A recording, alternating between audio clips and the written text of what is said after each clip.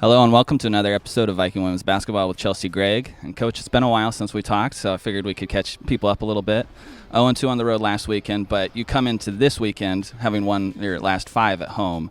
The last 4 of those by a combined margin of just 11 points. So what magic have you been able to find here at Viking Pavilion? Yeah, I think that being on the road is just tough, and I think that no excuses, we have to be better. We're a little bit beat up, so was everybody else. So was Weber State, and they found a way. And so I just think that when we're home, we have our routines.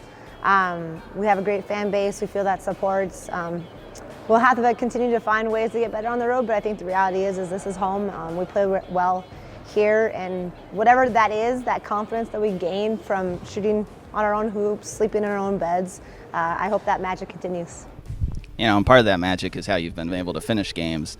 You head into this weekend 4-0 in games decided by 5 points or less, 6-4 in games decided by 10 points or less within Big Sky play.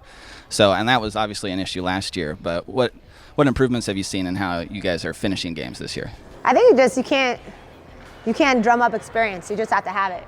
You have to play in those type of games and be able to finish. And I think, again, our experience last year from being in games but not being able to, I think our experience early at Seattle U really gave us the confidence moving forward that we can finish games. Even when you're down 5, with not a lot of time left, you can still find a way to win. And so I just think a lot of it is just doing and being in those situations and having success in them. And then also, coaches are doing a nice job preparing our team at practice as well, going through in-the-game scenarios and working that as well. And ultimately, it's the players. Can the players make shots? We can put them in situations, we can draw up everything, we can get them good looks, but you have to have players that are able to knock those shots down. All right, and Saturday is also senior day, so the Vikings will honor 3 seniors. They're all 4-year players, so they've been through this whole COVID journey with us all these past 4 years. So that's an accomplishment in and of itself, but we'll just start off with the first one, Marina Kenzobre.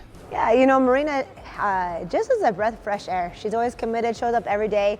I don't know we've had very many players like her that throughout 4 years have had very, very little injuries, right? That she's been able to show up and compete and be, a difference maker for us at practice, like every day.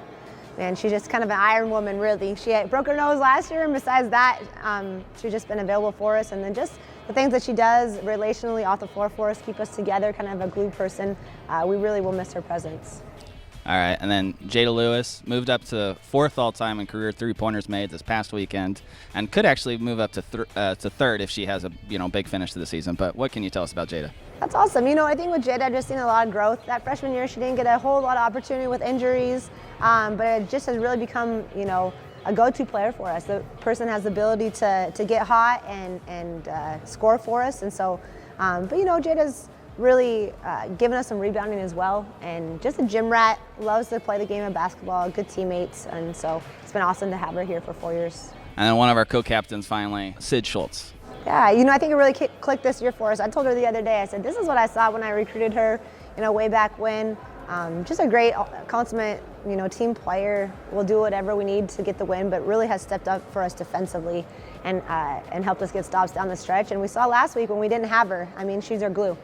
She really does a lot of the little things that add up to the big things for us, whether it's defensively or being able to fill gaps for scoring, rebounding, even just minutes played when we're in foul trouble. And so, and she's hilarious. She's such a funny person and fun to be around, so we'll miss her as well.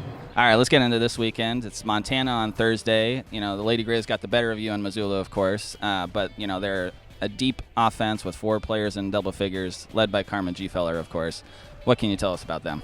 Yeah, I know the rankings don't show it yet, but I think they're one of the best teams in the Big Sky. I guess, at 3, but I think they have the ability to be 1. They figured it out. We helped them get there.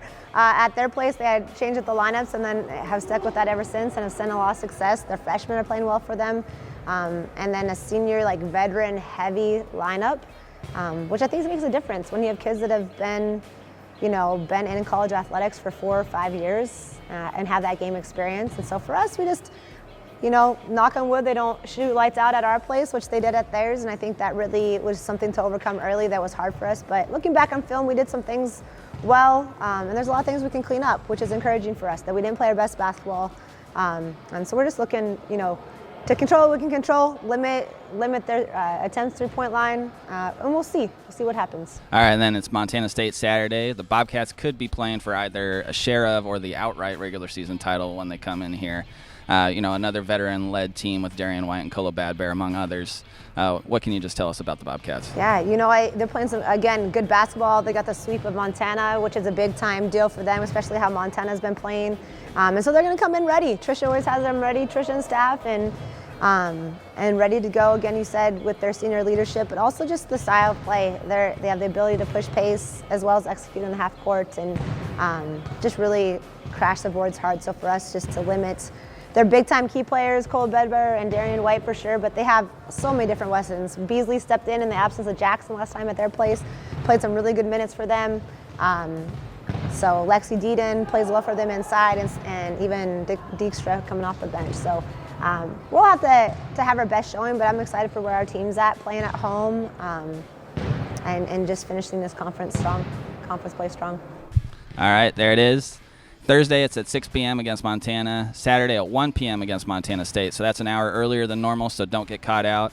Saturday will also be our first game broadcast on the radio. So watch or listen on 6:20 a.m. or ripcityradio.com. You can also watch both games on ESPN+. So for all tickets and other information, visit govikes.com.